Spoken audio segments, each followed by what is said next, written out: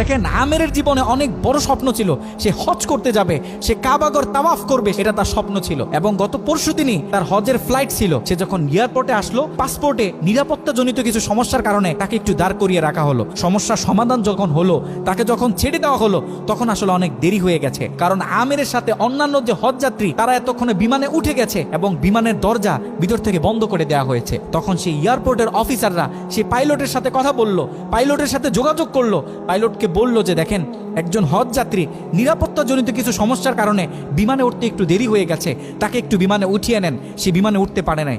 তখন পাইলট স্পষ্ট বলেছে, যেই বিমানের দরজা একবার বন্ধ হয়ে গেছে সেই বিমানের দরজা দ্বিতীয়বার কারোর জন্য আর খোলা হবে না। কথা বলে পাইলট বিমানটা আকাশে ফ্লাই করলো। সেই অফিসাররা তখন আমেরকে বুঝাইতেছে, দেখো বিমান তো চলে গেছে, তুমি আর যেতে পারবে না, তুমি বাড়িতে চলে যাও, নেক্সট টাইমে তুমি হজে যাওয়ার জন্য ট্রাই করো। তখন সে আমাদের মুসলিম ভাই, সে হজ যাত্রী, সে কি বলেছে জানেন? সে বলেছে, আমি আমার রবের উপর পরিপূর্ণ তাকওয়া রাখলাম, আমি আমার রবের উপর পরিপূর্ণ আস্থা রাখলাম, আমি হজ করেই বাড়িতে ফিরবো, হজ না করে আমি বাড়িতে ফিরবো না।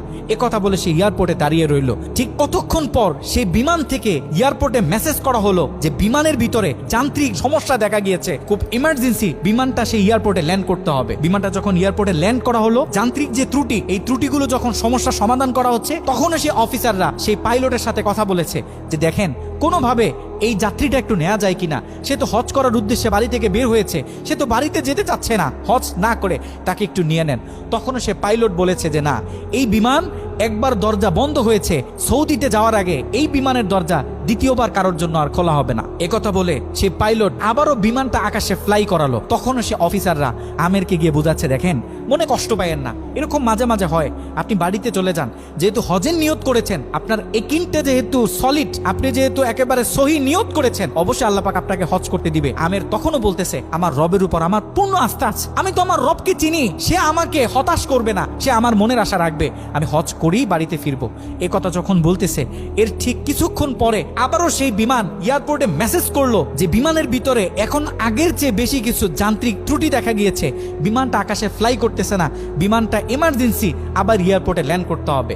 বিমানটা যখন এয়ারপোর্টে ল্যান্ড করলো, তখন সে পাইলট নিজে বিমান থেকে নেমে সে অফিসারদেরকে বলতেছে, সেই হজ যাত্রী কই, যাকে ছাড়া আমরা মক্কার উদ্দেশ্যে রওনা দিলাম, তাকে আমার হাতে তুলে দেন। আমি যতটুকু বুঝতেছি, তাকে ছাড়া এই বিমান যতবারই আমরা আকাশে ফ্লাই করব, মক্কার উদ্দেশ্যে রওনা হব, আমার মনে হয় না যে এই বিমান স্বাভাবিকভাবে মক্কাতে গিয়ে পৌঁছাবে। তখন সে পাইলট সে আমেরের হাত ধরে নিজে নিয়ে সে বিমানের ভিতরে বসিয়ে দিল। দেখেন, আল্লাহ পাক তো স্পষ্ট বলতেছে, ওয়ামাই ইয়াতাওয়াক্কাল আলাল্লাহি ফাহুয়া হাসবুহ, যে আমি আল্লাহর উপর তাওয়াক্কুল করবে, তার জন্য আমি যথেষ্ট, পৃথিবীর কাউকে তার দরকার হবে না। আল্লাহ পাক আপনাকে বলতেছে, আল্লাহ পাক আপনাকেই